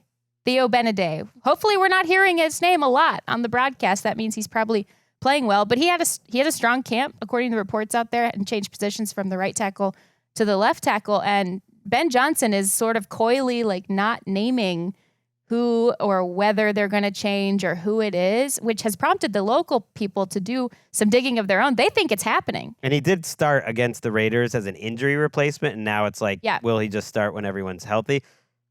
They seem to be happy with how that went. Like so was Max Crosby because he dominated him. So it's a tough matchup, but I don't know. Like they need to. It will be interesting to see what Ben Johnson wants to do. Like, what would you guess he wants to do coming out of the bye? I always find teams very interesting because they're pretty intentional when they come out of the bye of like what they want to do. Like, what do you think Patrick might change, like with this Bears team from the first 4 weeks that he wants to accentuate. I think we might see more Calvin Dunn guy on first and second down. I like than that. DeAndre Swift. I'm borrowing from Adam Rank. Of course, joins me on NFL Fantasy Live. He's going to be doing Game Day Live with me on Sunday, so that's going to be fun. But he had pointed out that Ben Johnson, saying throughout the season, they're trying to figure out the picture in the backfield as they get some clarity up front. Both of the guys, he said, have had opportunities, but every time they have a run play where there's a designed hole, there's always a player in that hole in the defense. And so there's some things for him to get better at. But I think he's going to maybe deploy things a little bit differently. I think the real issue for Ben Johnson is they have not been good against the run, and the Commanders are running over every single opponent that they face. Bill's stats are crazy. Bill. I know he doesn't have a ton of carries, but he does lead the NFL in success rate. I think he leads the NFL in rush yards over expected per carry. He leads the NFL in just yards per carry. If you just gave me that profile blindly, you'd say, well, that's the most effective running back in the league. On a per snap basis, he is, which is amazing. And they've been effective when they're running the ball with the other guys too. So I give Cliff a lot of credit. I thought that And game Anthony plan Lynn. against the Chargers and Anthony Lynn. I feel better about the Commanders today by a decent amount than I did going into the season. I agree. In terms of them being real contenders. Well, I agree because first of all, Jaden Daniels played awesome against the Chargers, in my opinion. I mean, I know that defense isn't what it started out as, but I thought he looked great. And if he continues to come back from that injury and, continues to prove us wrong about not having him on quarterback island for this iteration of I it. know. Because of the injury, and it weighs on me heavily, Jaden Daniels fans, of which we are, friend of the show. And I just think that this is all coming together, right? It's the run game is there, and that can, barring injury, that can stay where it's at and sustain as excellently as it has because they're blocking it open. I mean, Bill is running great. Don't get me wrong. I want to credit him as well. But up front, they are blocking it open. When you see that happening, that carries you into October, November, cold weather games, cold months. And certainly against a Bears defensive front, like as you guys mentioned, that has not been great against the run specifically. They're built to stop the pass. They were previously. Laramie Tunsil on his way to another season of a pressure rate under 10%. Good player, huh? Blocking, Turns out. a lot of those runs, there were two Bill Merritt. It's always fun. It sounds like an air conditioning salesman from Sheboygan. Oh my God. Ja'Cory Krosky Merritt touchdowns against the Chargers where he's running to the left, and they looked almost identical. Like one was 20 plus, the other was 5 yards, but it just caved in. Some of it was probably some scheme issue for the Chargers as well. But I say that they've done it week in and week out, and I don't know what the Bears do to oppose it. I don't think they do much. I remember there was a Dennis Allen. Oh. Maybe it's a bit of a stretch, but a Dennis Allen Saints team versus the Commanders late last season that came down to a failed Spencer Rattler 2-point conversion after the buzzer. And so on that day, I believe they sacked Jaden Daniels like 7 or 8 times, and they did give them some problems. That was a Saints team that probably had no business being in it to the last play. I don't think that Dennis Allen has some secret formula to slow them down, but he's got that. Maybe he does. Do we think that Dennis Allen thinks he has some sort of secret formula? Maybe. Yes. Yes. Maybe. I think he does strike me as that. Yes. The Bears have really improved a lot in avoiding sacks, Caleb Williams specifically, but I think that's like a team-wide thing. He was taking so many sacks, and that really seems to be an emphasis that Ben Johnson and him have had, that you can see a completely clear difference between this year and a year ago. It's not like the pass protection is that much better.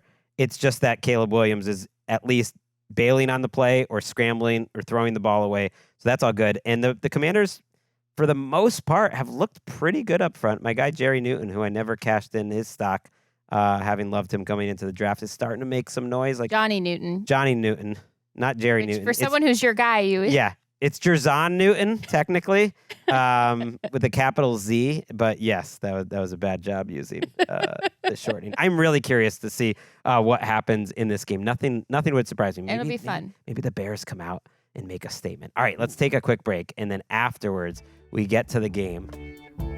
that I thought we were getting to about 25 minutes ago. If I could have found It just means you want this game, right? Yes.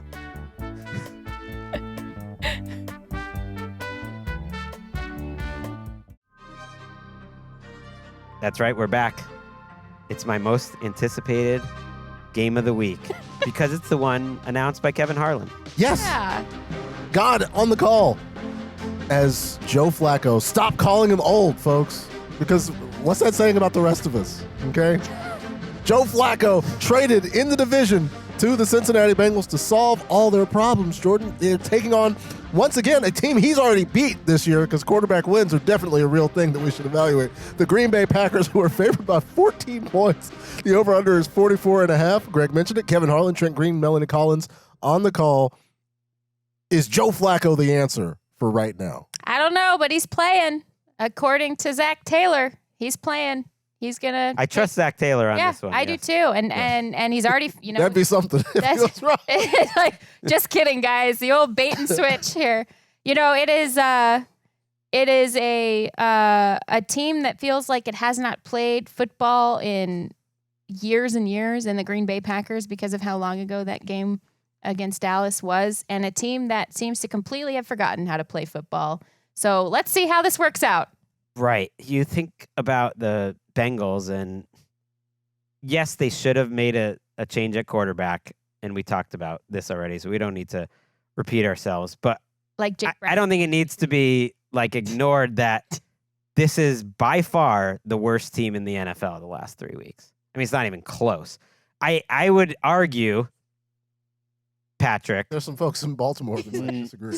No. Factory of Sadness to my left. I think you could make the argument that the two most lopsided games of the entire season were the Bengals-Broncos game, okay, followed by the what was the game before that with the Bengals involved? And now I made a mistake. I'm thinking about last week, Lions-Bengals. That was the best performance that they had. But in week 3, 500 yards of offense by the Broncos. yeah, the Bengals got absolutely whitewashed in that week as well by the Vikings. Those, I think, were the two maybe most lopsided games of the year. And then the Lions were up like 34-3 or something like that in that game too.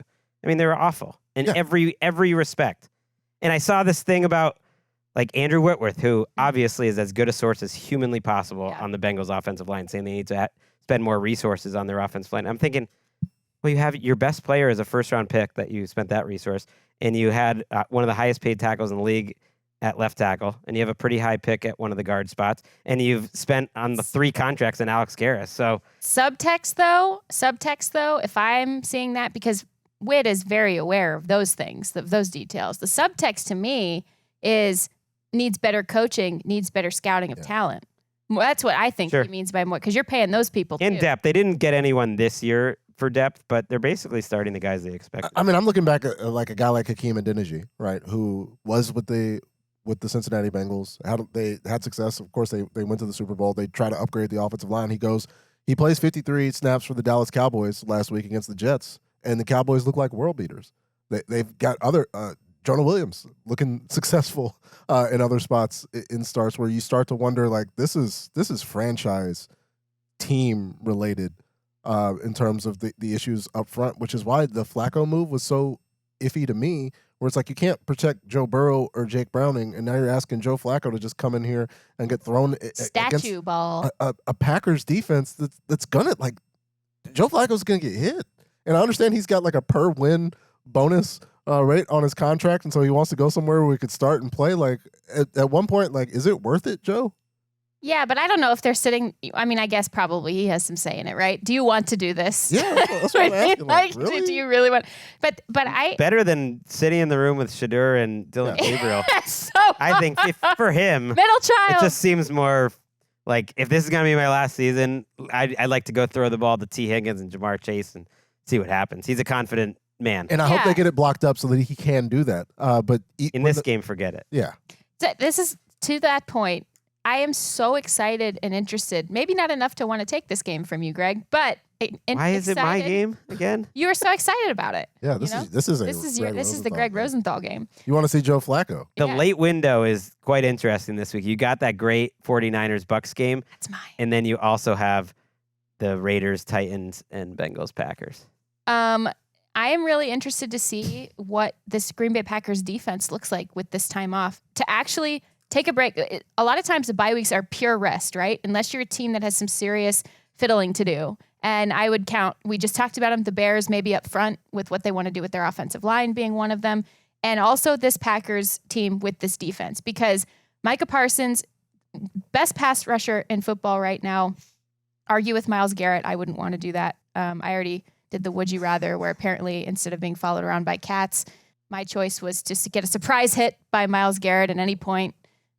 Still 20 times in your life. Questioning my terrible decision. That's how I feel about cats, I guess we could say. But I feel like this is going to be cool to watch because they've had time to actually plan. He arrived so quickly to the start of the season to the point where just for his own kind of well-being and safety with that back issue is on a little bit of a pitch count, which increased a little bit, but still having him fully in this defense and a full deployment plan where it's not just him knowing what he's going to be doing and where he's going to be. It's all the guys around him also having some, autonomy and some, integration into that plan as well. I am extremely interested to see what this looks like. And I think you get kind of a blank canvas to do it on, Right. It's going to look awesome. That's newsflash. Yeah.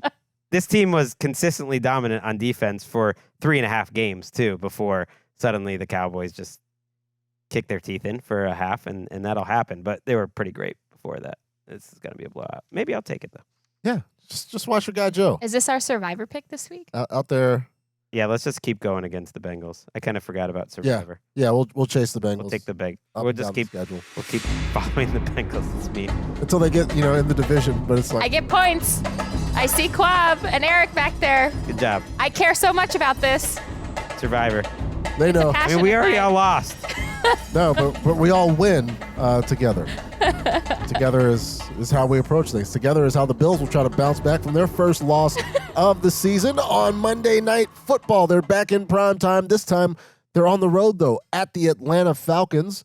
The Bills giving up 4.5 points. The over-under is 49.5. Chris Fowler, Louis Riddick, Dan Orlovsky, Katie George, and Peter Schrager on the call. Greg, as you guys had a good conversation with Jourdan Robinson, give you any insight into how they're going to face up against the Bills? Yes, you will hear that conversation as part of the Thursday night recap show. So it'll go on along with our recap of Eagles and Giants. And it was a great conversation, and he talked about the improvements that he's made throughout his career, that he's a more confident runner, that he's a patient runner, and he's given a lot of credit to the scheme there with how did he call him? Z-Rob, Zach Robinson. Z-Rob. And I like Z-Rob. That definitely sounds cooler than Zach Robinson looks. Yeah, I just mean like he doesn't seem... I didn't even hear that one go by, and then all of a sudden... He doesn't look like a Z-Rob. What do you mean? He looks like a freaking One Tree Hill character. That's sort of what I mean. Is that a Z-Rob? All right. Well, you're saying like you put a little gel on a bang and drag it down, and all of a sudden that's Z-Rob? Like you put a leather jacket on? I'm not trying to like profile or anything. I just mean Z-Rob Red is like jumpsuit apparatus plays in the background. That's Z-Rob. Just doesn't seem to fit. Also, what doesn't fit is 2 of the best games of the week opposite each other on Monday Night Football.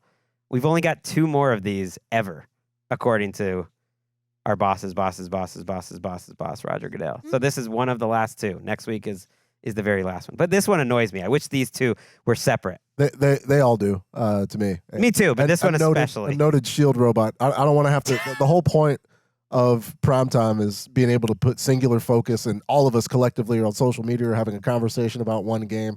And now we're bifurcated, and they've killed broadcast television in general. And so everybody's on a weird delay because everything is streaming now. It's bad.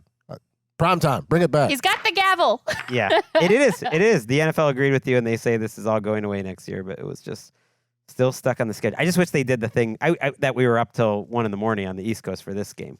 Just stagger them. I'm excited for this game. I think that the Bills have a huge advantage if they want to run the ball. James Cook is among the best rushers in the NFL right now, number 2 in yards, and the Falcons are 6th worst in the NFL in terms of success rate in defending the run. That's a huge mismatch and probably a key contact point for Joe Brady in game planning for this game, because one of the biggest advantages for the Bills remains this offensive line and what they can do between Josh Allen and James Cook. You know what shocked me is looking and seeing that the Falcons are still first in defensive DVOA right now. Like the numbers, now granted, you look at the schedule and that seems to be a factor, I think. But they've been very good against the pass in general, despite like not playing their two young players that much. Like James Pierce and Jalen Walker aren't playing that much. Despite every week, the opposing team seems to target Mike Hughes and D. Alford a lot, and it seems to be working. So I don't know. They forced a lot of turnovers, which is part of it. But what a great test to go up against this Bills passing game, which is starting to.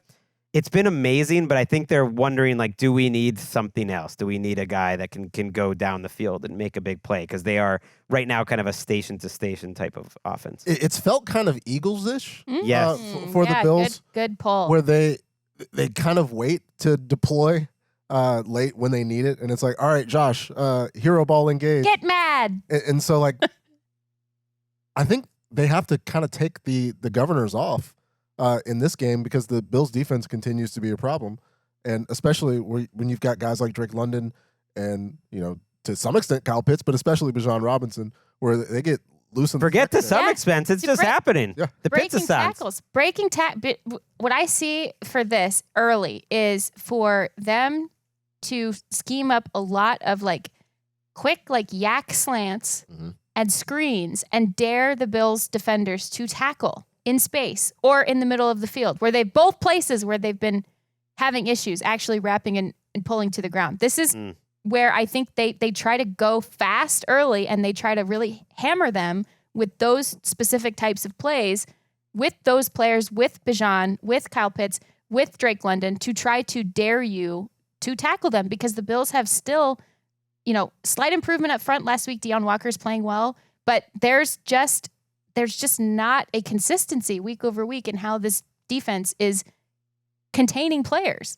Right. And I think if you look at Pitts' stats, for instance, like they don't look that crazy. It's only 10 yards per catch, but he's someone, if you just watch him this year, he just looks way better. Yeah. He could be a Pro Bowler. He could be an All-Pro. I think the stats, and he does have at least 4 catches in every game, so he's been consistent, are better than he looked. I thought Michael Penix is coming off his best game of the year. They haven't played in a couple weeks now, but that Washington game, he showed a lot of good anticipation. He threw over the middle well in that game. So I think if you just took out that Carolina game, which you can't, it was a terrible, terrible performance by him. But I think he's played well in the other 3 starts. I think it's an offensive game for both teams. And I'm curious because I think the Patriots really showed their hand in what they thought matters about the Bills when you talked about the running game. They really loaded up to stop the run, and they dared the Bills to beat them in man-to-man coverage. And it's not like they got a little lucky with a couple turnovers. It's not like they shut them down or anything, but I think that game plan makes sense to me when you're playing the Bills. Can't wait. Great matchup. And sneakily, where would you think Michael Penix Jr. is in terms of drop back EPA among passers in the NFL right now? Well, the fact that you're asking this question 14. means it's going to be surprising. But if I didn't think about that, I would say like 18th. Right now, he is at 40. What? The Panthers game. Is that everybody who's ever thrown a pass? Let's adjust Mitch it. Maybe Trubisky's on that list. No, yeah, it's everybody, but still, that's not good. It's I'm not doing the rude thing where I'm leaning over No, and you looking should. at your screen. I'm like, who? What? I get it. The first couple of weeks, it was a lot of checked up, but I think he was taking what the defense was giving him. There haven't been a lot of explosive plays until that Washington game, and obviously that Carolina game was so bad that it's going to skew the numbers a little bit. But that is interesting. All right, so perhaps an opportunity. Number 1 defense, number 21 offense, according to DVOA, which I would never have expected coming into the year. Yeah, something weird. That's just weird. I don't really believe it. Yeah. Things to not believe. I believe one thing that I know for certain, Jourdan. All that matters is Drake May. The New England Patriots are favored by 3.5 points at the New Orleans Saints. A couple of Gregg Rosenthal's core beliefs. Yes. Drake May. This is and the Greg city of game. New Orleans. The over-under is 45.5. Spiro Adidas, Adam Archuleta, and Aditi Kikwala on the call. They're back. The vibes are great. They just got a big win in the AFC East, Greg, and now they go on the road to New Orleans. Dangerous game. You're right about Drake May. He's the only thing that matters Look with at this his season. face. Look at his face. They also aren't particularly like that great of a team. They're 20th right now in DVOA. Like I think that indicates even last week they were lucky to win that game. They were outgained. Like there was a lot going on in that game, and they have it. Definitely not a we. But when it comes to the Drake May fan club, there is definitely a we. If you're watching, you can actually see our throw of the year candidate that I'm going to throw out there from Drake May from last week's game, where he is rolling out to his right, and especially when you watch it on the overhead view, and he throws it on the run with a defender in his face. Just perfect anticipation, and I think it does. It gets better as it sails, too, Yeah. because look at how close to the sideline he's getting. I mean, he throws a pretty deep ball, and I think his connection with Stephon Diggs has made me reconsider the upside of this passing game, because Diggs and him are giving more as kind of a tandem than I thought he would have with anyone this year. Shout out to Stephon Diggs and whatever he did in that recovery, because he's still not a year away from that ACL surgery. It's pretty amazing how much juice he looks like he has. Yeah, back-to-back games. He's played awesome. And that was a little bit of a revenge game, although it seems like good vibes, and he interacted with the crowd and all of that stuff, and kind of talked I want him to play every game in Buffalo. He seemed like 15% faster. Yeah, he was feeling it. You could tell. I mean, he took extra time before the game to interact with the crowd. This will not be that same type of like nostalgia and dynamic, but man, this is going to be actually, I think, a much more fun game than I think people thought it might be coming into the season, looking at the schedule, because obviously New England's coming off their biggest win, certainly in the Vrabel era, in the Drake May era, I would say too, right? Beating Buffalo like that in prime time. Oh, in the last 4 years. So, yeah, and forever. And that's great for them. They're healthier on the defensive side too. Christian Gonzalez, holy cow, looks just as advertised, right? Looks incredible. But they're also going against playing better than most people think, Spencer Rattler. Mm-hmm. Certainly not in QB Island range, but playing better than a lot of people would think. And playmakers, young playmakers all over the ball. Jonas Sanker, again, I shouted him out a couple of weeks ago. Again, making plays. Pepsi Rookie of the Week candidate this week. Making plays. In addition to attacking. Jackson Dart, which was one of the strangest things I've ever seen. Strange. Two names where people are like, what the and it's like, you're like looking at it. And all over the field, attacking the ball. I told you guys to keep an eye on Kendre Miller. Very hard to tackle that guy. He's starting to get into an even carry share, if not a little edge on carries specifically with Alvin Kamara. This is the type of thing you kind of hope to see with Christian McCaffrey and Brian Robinson, in terms of Alvin Kamara is being used still as a passing game mismatch. He's great there. But also, you're getting someone else coming in and getting more of a workload with the carries. He's very hard to tackle. So I think this is actually kind of a frisky game, because you got a lot of interesting players on both sides of the ball for each team. And the young guys are really the story of all of this, starting with the New England quarterback. I'm concerned about the reverse Chargers on the sideline with Brandon Staley, and it's head coach. Now I'm not necessarily saying that things at the start for Coach Moore have been like that bad, but for Staley and the Saints defense, they're blitzing at one of the highest rates in the league, And he never used to blitz. and they're getting the second worst pressure rate in the league. Like And Chase Young hasn't been out there either. the pressure rate on blitzes, like there's a significant, like almost 12% difference where they're blitzing 33% of the time. They're only getting pressure on those 23% of the time.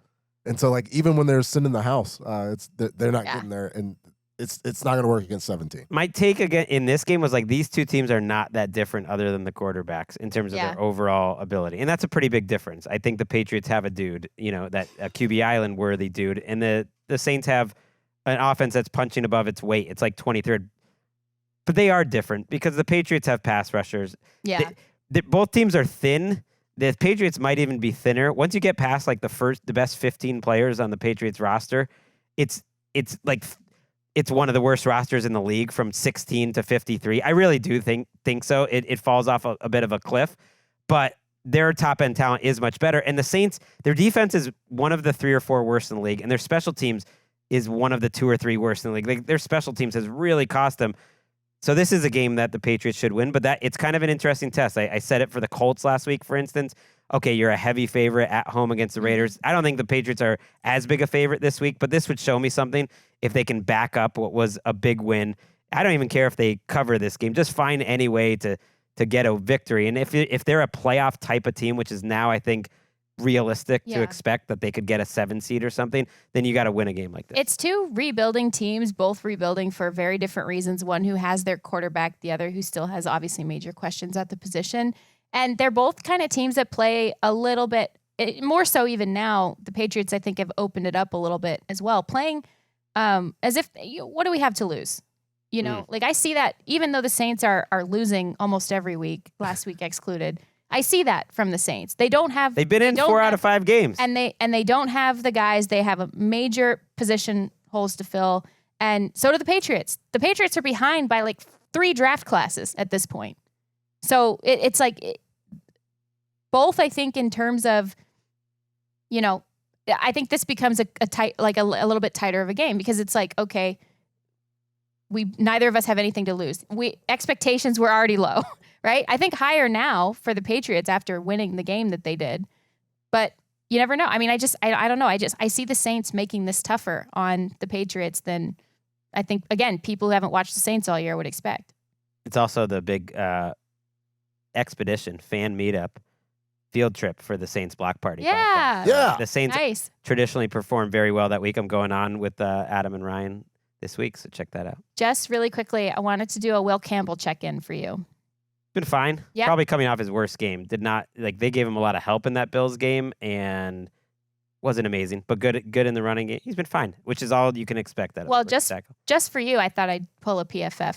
Okay. ranking for you. 27th ranked tackle overall. So that's great. Top third. That's great as a rookie. Allowed obviously 1 sack, 6 pressures total in 5 games.